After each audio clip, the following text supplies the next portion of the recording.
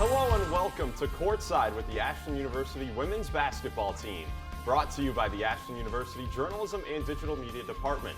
I'm Miles Irvin, and today I'm joined by head coach Carrie Pickens. Coach, thanks for coming on the show. Thanks for having me. Let's get right into it. Unfortunately, your guys' season came to an end last week in the Midwest Regional Final with a 62-50 loss to Grand Valley State. To start things off, what were your biggest takeaways from that grinded-out game against the Lakers? Two really good teams. Grand Valley's very well coached. I thought that our team did a really good job of giving them everything they had. I know it was a 12-point loss, but I think it was a little bit closer to a 7- and 8-point game pretty much the whole way through.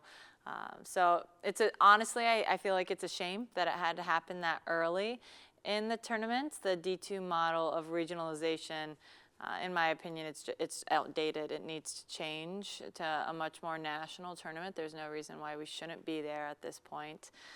But I was still really proud of my team's effort. They fought, they gave everything that they had, and I told my girls to keep their heads held high. They had nothing to be ashamed of. Absolutely. Obviously, it was a tough way to end the season, as you mentioned, but you made it a step further from last year, making it to that Midwest final game and taking home another GMAC championship in the process. How proud are you of the team's overall play throughout the postseason in conference play and in regionals? Yeah, our team this year, they were a special team. I thought that our defense and rebounding, it was the best I've ever coached in my time here. And the team was really bought into that. They were really bought into being an elite defensive and rebounding team. On the flip side, though, our offense was just pretty inconsistent throughout the course of the year. We would have games where we were lights out on offense, and then the next game we just struggled a little bit. And so when people tell me defense and championships win games, I'm like, you actually have to play on both sides of the ball. And unfortunately, against Grand Valley, our offense just wasn't quite what it needed to be able to get to that next level. But overall, still really proud of the team. We strung together some great basketball, and winning championships is hard. And we won our 4th consecutive GMAC tournament championship, our 4th consecutive regular season GMAC championship, and our girls, I am incredibly proud of them for that. Yeah, all season long, we've talked about the importance of the seniors for this team, both on and off the floor. Now that the season's all said and done, what do you think you'll miss the most about what they all did for the program? They were just so steady and consistent. That's something that you don't often find in players. I mean, they're student athletes. They have so much stuff going on in their life, relationships, school, family, trying to figure out who they are as a person, right? There's so much that goes into it. But every single day, I could count on all 5 of my players, seniors, to come into practice, to work really hard, to be steady, to be consistent. Their highs were never too high, their lows were never too low. And we're definitely going to miss that leadership part of them. I think that there are some younger kids who are ready and excited to step up into that role. But there will be a big void for the first little while as people really learn how to step up into that. Yeah, exactly. We can get into that next. There was some strong play from your underclassmen throughout the season as well. What were your overall thoughts on how they played this year? We had some great underclassmen who stepped up into different roles. Lexi Howe had to battle injuries the entire season, and I know that she is excited to come back even stronger next year.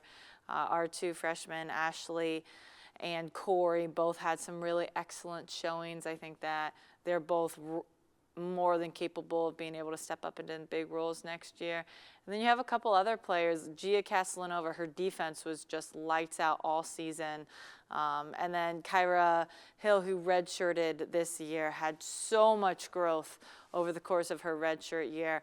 I'm really excited for what our underclassmen are going to be able to do next year now that there's going to be more opportunities. Absolutely. Well, throughout the whole season, you guys really did continue the dominance that the program has had over the past few years. But if anything, I mean, you mentioned the defense and rebounding earlier. What stands out to you about this particular group from this year? Yeah, you already said it. The defense and rebounding, I think, is the best team I've coached in regards to those categories. I mean, we held teams to 50 points a game. Like, that is, in college, that is insanely low. And I mean, we were able to do that. We also just slowed the game down more, which is not common for us. We're normally trying to score 85 points a game, things of that nature. But every team, you have to do what's best for that particular team. And so it worked for us in that way. But honestly, our team's grit this year. I cannot, at least 5 times, we were down at halftime and came back and won. Sometimes, I think several going into the fourth quarter, we were down and we came back and won. And just the grittiness and the resiliency of this team, it made me a better coach, and I think it made our program better because we're put in situations that we maybe haven't been in too many times before. Yeah, it was definitely fun to watch all year. Well, looking ahead now to the off season, what is the main focus for you guys in the summer? Well, in the summer versus right now, it'll look a little different. Summer is very much camps, recruiting, prep work for preseason. Right now, I am unfortunately living in the transfer portal.